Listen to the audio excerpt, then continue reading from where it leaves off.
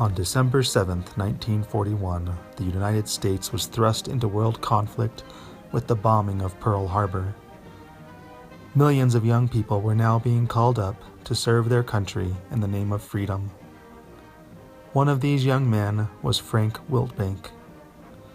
Frank grew up as a farm boy in the small town of Greer, Arizona.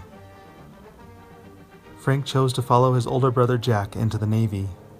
He enlisted in Phoenix, Arizona on September 5, 1942, when he was 20 years old. He was first sent to the naval base at Barber's Point on the island of Oahu.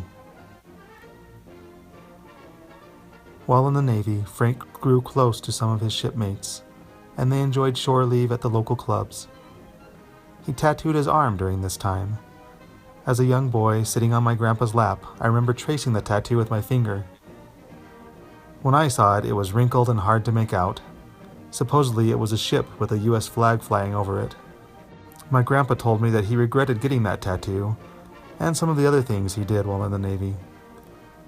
But he used it as a teaching example to encourage us to make smart decisions. In November 1944, Frank was assigned to serve on a brand new ship called the USS Grimes, which was a Haskell-class attack transport. He served as a fireman on board. To pass the time on board the ship, the sailors would often set up a makeshift boxing ring and hold boxing matches. In March and April of 1945, Frank and the USS Grimes participated in the assault on Iwo Jima. This proved to be a crucial battle leading up to the end of World War II and included some of the fiercest fighting of the Pacific Theater. Frank ended his service in the Navy on December 28, 1945. Frank enjoyed good times and bad times during his service. The good times would bring smiles to his face as he thought of his friends and experiences.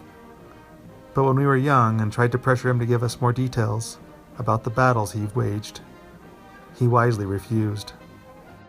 I am grateful for his service. America said, "Well done, sailor, and welcome home."